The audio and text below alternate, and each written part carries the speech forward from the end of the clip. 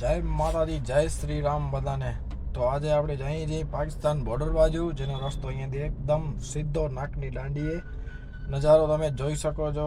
આખો રણ પાણીમાં ફેરવાઈ ગયો છે ભાઈ. 5 દિવસ ભુજમાં લગાતાર વરસાદ હતી, જો કે ખાડાની હાલત ખરાબ થઈ ગઈ છે. આ ઉપી છે આપણી ગાડી. આપણે પાકિસ્તાન બોર્ડર કને એક કંપની છે, ત્યાં કને લઈ જઈએ છીએ ઘર સામાન, થોડુંક રાશન બકાલો બધો, એકદમ ગાડી ફૂલ લોડિંગ ભરીને આપણે સીધો અહીંયાથી જવાનો છે.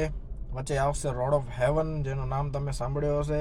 આપણે પહોંચી ગયા ભીરંડિયારા, જેનો માવો તમે લગભગ ખાધો હશે. જોકે હવે પહેલે જેવો આવતો નથી, પણ તોય આવે છે. સામે BSFના જવાન આવી ગયા છે ભાઈ.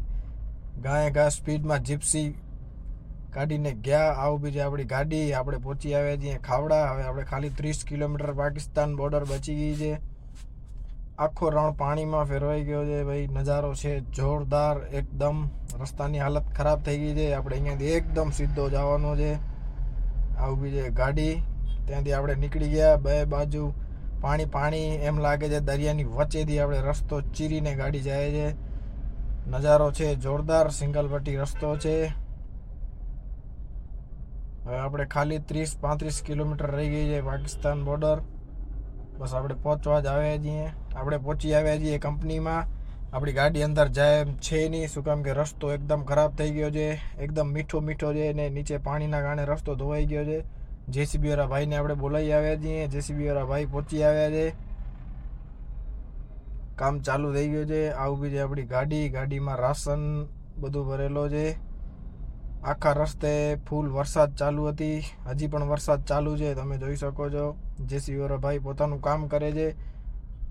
ઓ સામે કંપની છે મીઠાની, ત્યાં કને આપણી ગાડી ખાલી થશે. JCB વાળા ભાઈ પોતાનું કામ પતાવી લીધો. આપણે ફાઇનલી પહોંચી આવ્યા છીએ જ્યાં કને ગાડી ખાલી કરવાની છે. તો માણસો આવી ગયા છે ગાડી ખાલી કરવા માટે.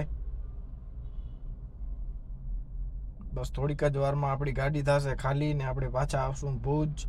આ રહ્યો એ લોકોનું રાશન રાખવાનું.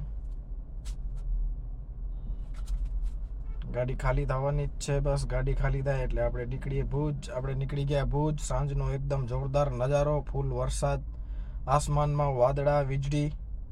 આપણે નીકળી ગયા ઘરે. મળીએ નેક્સ્ટ વિડીયોમાં.